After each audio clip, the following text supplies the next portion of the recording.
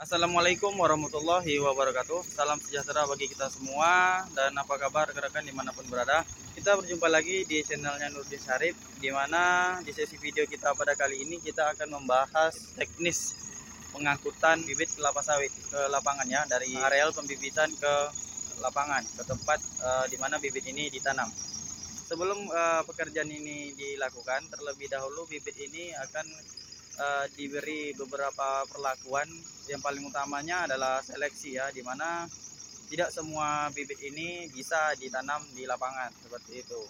Jadi bibit-bibit ini akan kita seleksi berdasarkan fisik ya, sesuai dengan kriteria berdasarkan umur ya. Kemudian beberapa yang perlu diperhatikan ya, terutama kondisi dari bibit itu sendiri ya, dari fisiknya, visual ya, visual kita bisa melihat sendiri bibit yang layak dibawa ke lapangan itu seperti apa, dan yang tidak layak itu bagaimana penampakannya. Untuk keadaan bibit normal itu ada dua jenis ya, yang normal dengan kondisi fisik bibitnya itu besar ya, besar tinggi. Kemudian ada yang bisa dibilang kerdil tapi normal begitu. Nah, nanti apabila sudah ditanam di lapangan, kemudian kita beri perlakuan sesuai dengan rekomendasi yang dianjurkan, maka pertumbuhannya akan berjalan dengan baik. Kemudian selain dari seleksi bibit itu sendiri, ada juga kegiatan pemangkasan ya. Kalau pemangkasan ini fleksibel ya. Kalau dalam skala luasan yang besar ya mungkin perlu dilakukan pemangkasan, karena kondisi bibit yang besar itu apabila kita tanam di lapangan langsung ya, itu lebih cenderung resikonya doyong ya, lebih banyak pohon-pohon itu doyong biasanya akibat terpaan angin. Jadi perlu kita lakukan pemangkasan. Untuk pemangkasan cukup seperti yang ada di depan kita ini ya, yang rendah ini dibanding yang belum kita pangkas itu kelihatan ya, tinggi bibitnya udah kurang lebih 3 meteran gitu lah ya. Ini usia bibit kita saat ini 14 bulan ya, jalan 14 bulan. Kemudian untuk teknis selanjutnya itu ya, pekerjaannya dikhususkan satu tenaga atau beberapa tenaga lah ya, dikhususkan untuk kegiatan bongkar bibit ya, dimana bibit itu dari posisi awalnya kita bongkar, ataupun root pruning ya, kita memutuskan perakaran yang udah tembus dari polybag ke tanah. Jadi posisi seperti ini sudah tembus akarnya ya. Ini akarnya sudah tembus, jadi perlu dilakukan pembongkaran. Seperti ini aktivitas pembongkarannya, dimana akarnya dipotong menggunakan parang ya, kemudian dionggok menjadi satu. Ya, ini bisa kita lihat. Nah, seperti itu. Jadi setelah dilakukan pembongkaran, maka dionggok ya, dionggok berdasarkan kuantitas gitu. Setelah itu baru kita masuk atau pindahkan ke unit langsir untuk membawa ke lapangan. Nah, cara susunnya itu fleksibel juga ya. Jadi tidak harus seperti ini. Ada banyak cara penyusunan, cuman untuk saat ini kita menyesuaikan dengan kondisi unit langsir kita, kondisi muatannya. Jadi untuk posisi unit langsir ini jenis Kagumi dengan kapasitas 5 ton ini, kita biasa mengangkut sekitar kurang lebih ya maksimal 150 pokok ya.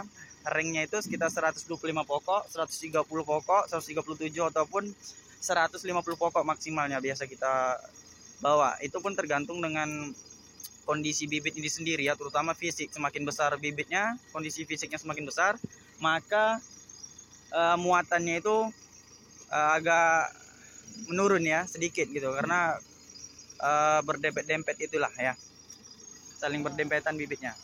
Jadi susunan untuk cara susunnya itu seperti ini ya. Nah, seperti ini. Jadi di antara dua bibit ini, satunya taruh di atas begitu. Nah, seperti ini ya penampakannya.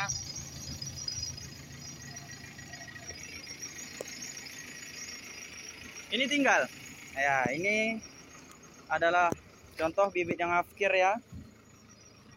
Nah, contoh bibit yang afkir ini seperti ini, dari segi fisik aja sudah kelihatan nih bahwasanya ini tidak perlu dilakukan atau dilanjutkan tanam ke lapangan ya. Nah, karena sudah melewati usia maksimal pembibitannya, usia normal pembibitannya lah ya, 12 bulan. Dengan kondisi yang seperti ini kan belum pecah daunnya ataupun fisiknya, ini intinya berbeda lah ya, tidak seperti yang di depan itu ya, normal begitu, tidak membuka, tidak pecah daunnya. Jadi yang kondisi seperti ini tidak kita tanam ke lapangan karena ini tidak akan memberi perubahan yang begitu banyak ya. Jadi kalau di lapangan itu biasanya untuk aktivitas pemeliharaannya sudah mulai besar ya. Maksudnya untuk pemberian pupuknya sudah mulai naik jumlahnya, kuantitas pupuknya sudah naik, otomatis itu berbicara tentang harga. Jadi pupuk yang diberikan itu kalau kita salah aplikasi pada tempatnya, pada tujuannya, maka itu bisa memberikan kerugian kepada kita lah, khususnya kalangan petani kelapa sawit. Kita sudah berada di lapangan di mana tempat bibit-bibit ini nantinya akan kita tanam ya. Areal ini sudah dipancang ya, sebagian juga di sana sudah ditanami ya.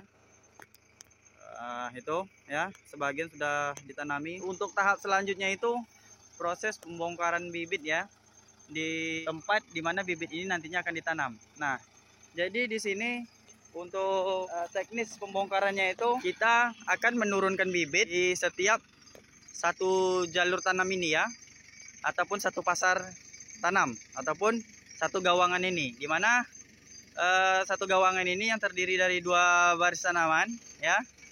Nanti kan sekarang kita masuk dari sisi selatan ini ya. Anggaplah posisi kita berdirinya adalah posisi selatan, di sana adalah utara. Jadi di sini kita fokus mengisi dari sisi selatan di sini ya, ke sana ya. Kemarin dari sana ya, sekarang kita dari pinggir hutan ini ya. Jadi kita isi terlebih dahulu di satu sisi selatan ini, kita penuhi dulu. Dimana dalam satu ancak ini ya, satu ancak ini ada sekitar 70 pokok ya, sekitar 60-an 70 gitulah ya. Jadi separuh kita isi di selatan, kemudian separuhnya lagi di sisi utara. Nah, jadi di sisi selatan kita isi 35 pokok, di sisi utara kita isi 35 pokok. Nah, di sini akan mengefisiensikan waktu dan tenaga juga ya bagi pekerja nantinya, dimana mereka tidak terlalu jauh ya dalam satu siklus antar bibit ke dalamnya. Nanti akan dilangsir manual ya, dipikul bibitnya satu persatu, diecer ke ini ya, ke titik tanam ini, ke pancang-pancang yang udah dibuat ya. Jadi seperti inilah teknis langsir bibit.